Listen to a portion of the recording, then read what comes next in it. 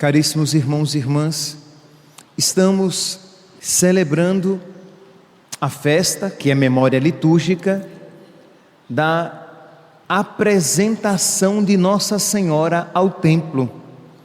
É um fato que não está atestado nas Sagradas Escrituras, mas que é unânime, é amplamente atestado na tradição e em outros escritos da época. Então é uma realidade historicamente tranquila, mas espiritualmente muito mais.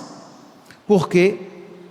Porque o que mais importa ainda não é apenas o fato real e histórico de que a Virgem Maria foi apresentada no templo. Ela foi dada a Deus, ela foi dada pelos seus pais a Deus, para servir a Deus no templo. Mas muito mais, a significação disso, isto é, que a Virgem Maria sempre foi doada a Deus.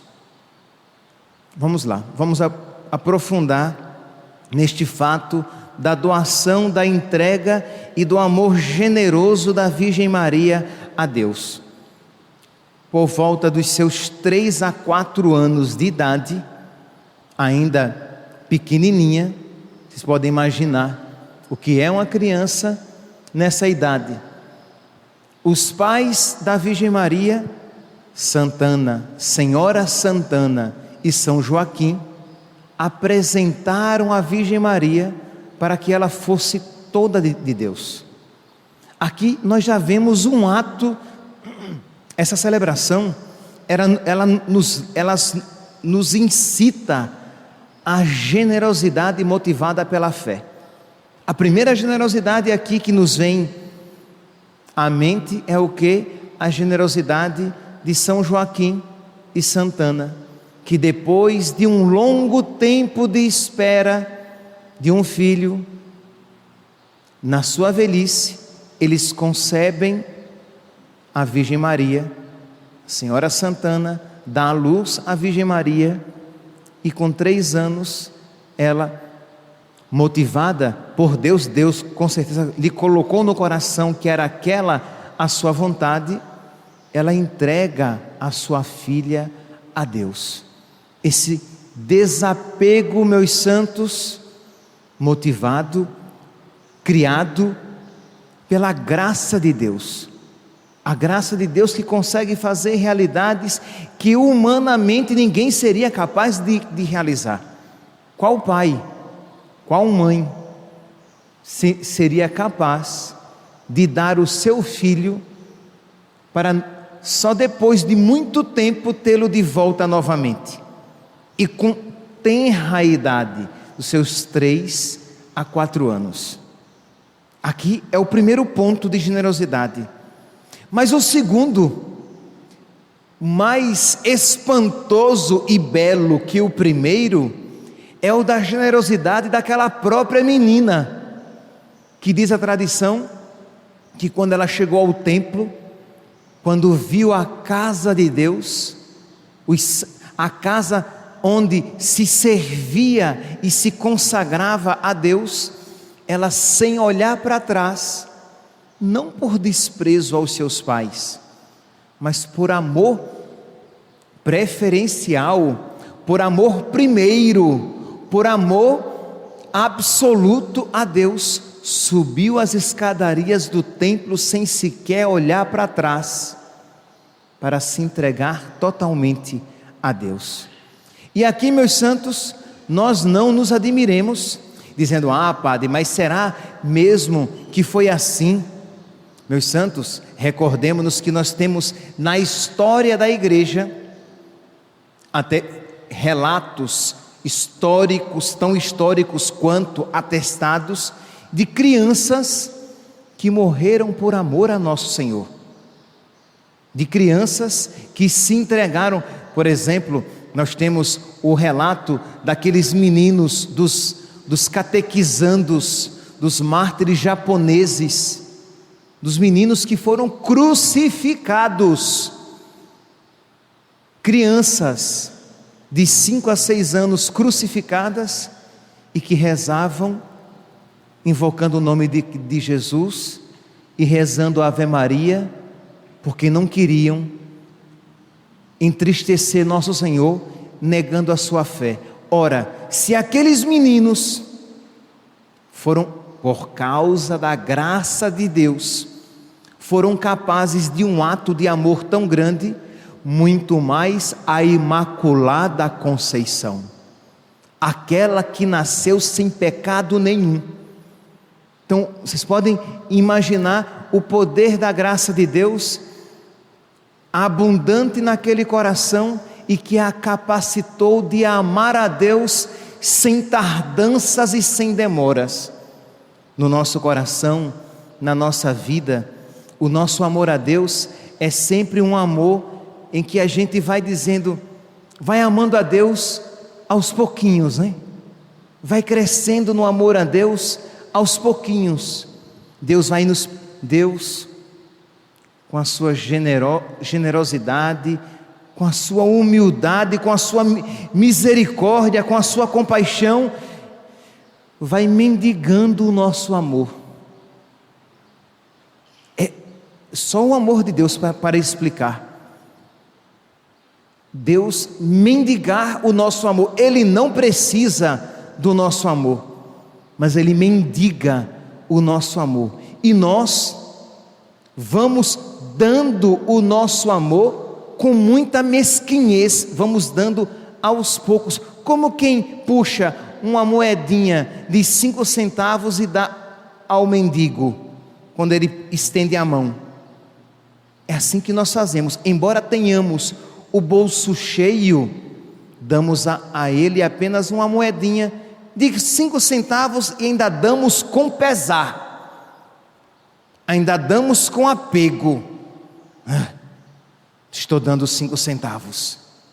Assim somos nós, quando damos o nosso amor a Deus, Ele que se derramou em nós desde o nosso batismo, Ele que se derrama em nós em cada Eucaristia que nós recebemos, de modo que nós podemos amar a Deus e amá-lo com grandeza, e amá-lo com generosidade, e amá-lo sem tardança, e amá-lo sem demora, e amá-lo sem protelação, sem deixar para depois.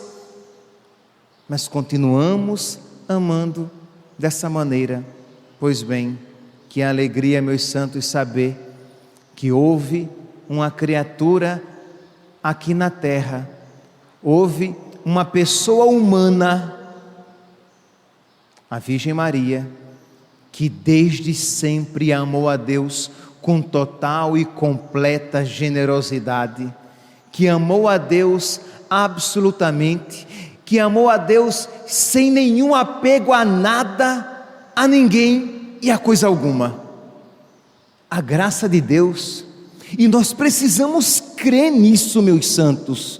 Nós precisamos deixar que esta realidade forme a nossa alma e a nossa inteligência, não apenas informe, porque você ouve isso, quer dizer, padre, que a graça de Deus, ela pode me capacitar ao ponto de eu me desapegar de mim mesmo, das pessoas e das coisas.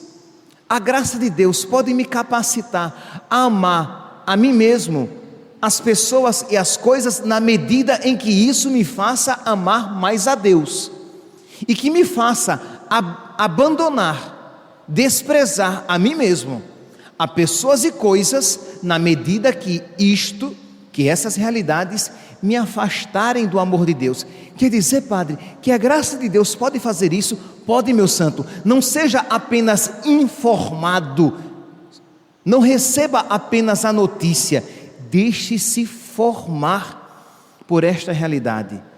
Isto é, suplique a Deus: Senhor, transforma o meu coração, dá-me um coração que te ame com todas as forças da minha alma. Eu quero te amar e te amar muito. O Senhor pode, Senhor. O Senhor pode transformar esse meu coração tão apegado. Aí você pode apresentar as coisas a que você é apegado, a você e aos seus gostos e aos seus costumes, a coisas que você tem e você se sente apegado, ou a coisas que você gostaria de ter e a que você se sente apegado, a pessoas que você percebe que é um apego mau. Que entendamos, meus santos, o que nos conduz ao céu, Deus não pede que renunciemos. Se aquilo nos conduz ao céu, se aquilo é para o nosso bem, sejam os nossos bens, sejam as pessoas, sejam os nossos gostos, se eles concorrem para a nossa salvação eterna, Deus não vai retirar isso de você. Deus só vai retirar aquilo que não concorre para a sua salvação eterna. Deus só vai retirar aquilo que não concorre para o seu crescimento no amor. Deus só vai retirar aquilo que impede o seu crescimento na graça.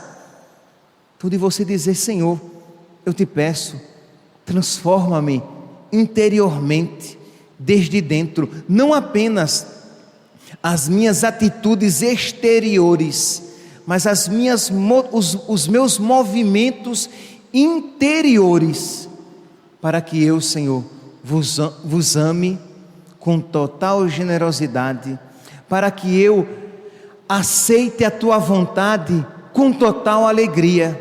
É claro, meus santos, é claro que entrar no templo, servir a Deus, também de alguma maneira causou à Virgem Maria um certo desprendimento, no sentido de que ela iria deixar os seus pais, mas o seu coração era tão perfeito que ela via a beleza do amor a Deus e sabia que aquilo, obviamente, não era desprezo nenhum aos seus pais.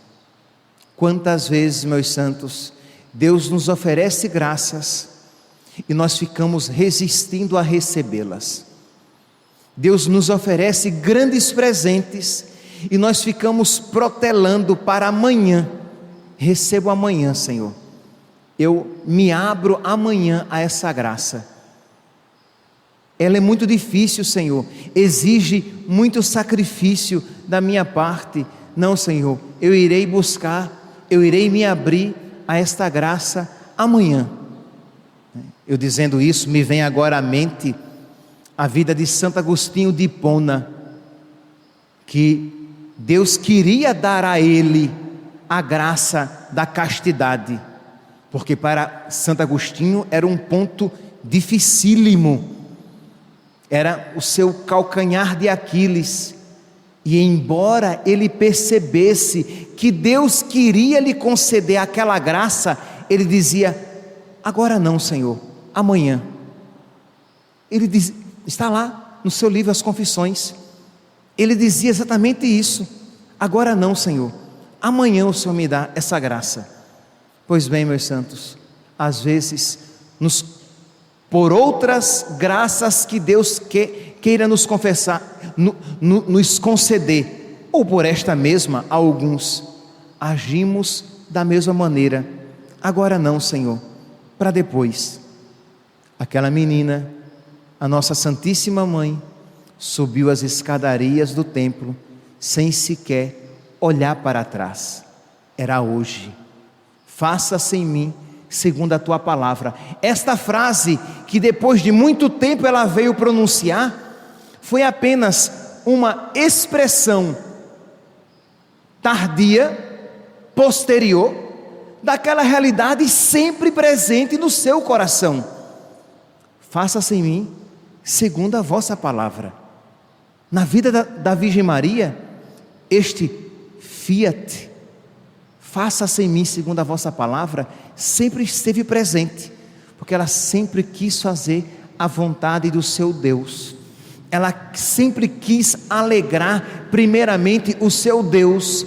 Ela sempre buscou em primeiro lugar a glória do seu Deus, e isso a graça de Deus pode nos capacitar.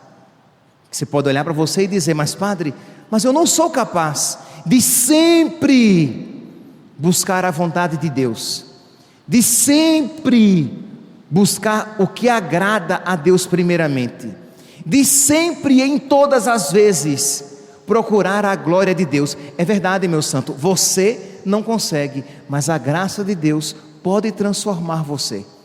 É por isso que a vida de oração, ela é tão importante. E não apenas, meus santos, é claro que a participação da Santa Missa é algo excelente, maravilhoso. Mas se você não tiver uma vida de oração, você não aproveitará suficientemente a participação na Santa Missa. Se você não tiver um momento em casa, no silêncio, retirado de oração todos os dias, você não aproveitará a Eucaristia que você recebe tão frequentemente. Você comungará sem efeito.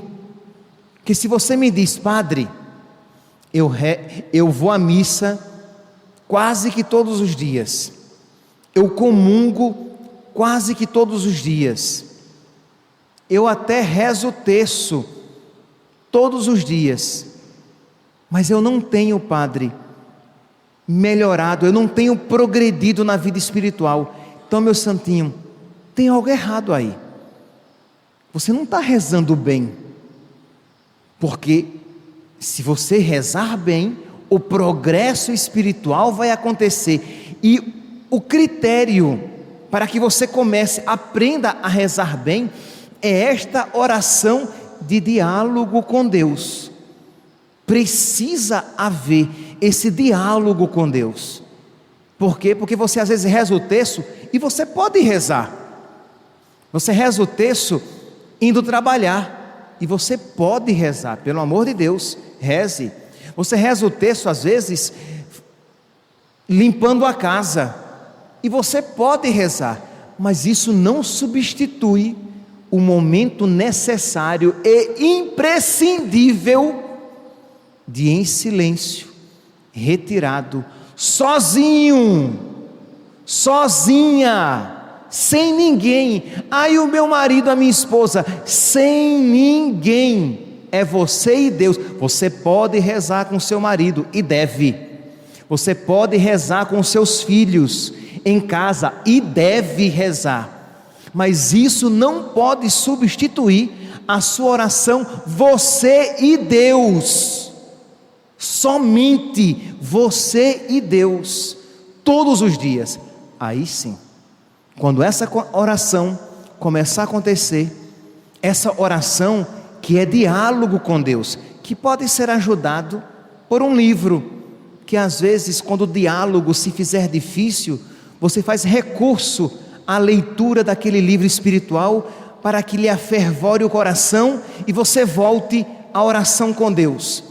Mas essa oração diária, todos os dias, fará com que a sua participação na missa seja mais frutuosa, fará com que a sua comunhão fará com que a sua recepção da Eucaristia seja uma verdadeira comunhão, que você entre em comunhão com Deus, e não Jesus que você recebe na boca, que você volta para o seu banco e não tem nenhuma intimidade espiritual. Meus santos, sem o auxílio da graça, nada o homem pode. Sem o auxílio da graça, nós não poderemos nos desapegar de nada e de coisa alguma e de ninguém.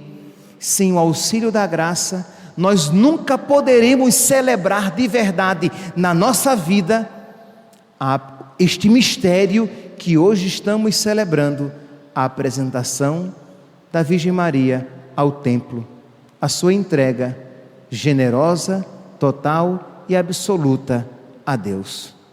Peçamos, meus santos, peçamos a Nossa Senhora menina, a Nossa Senhora pequenininha, peçamos a ela que ela interceda por nós, para que nós também iluminados, precedidos, fortificados e acompanhados pela graça de Deus, possamos também, com toda a generosidade, nos oferecer a nosso Senhor. Louvado seja nosso Senhor Jesus Cristo.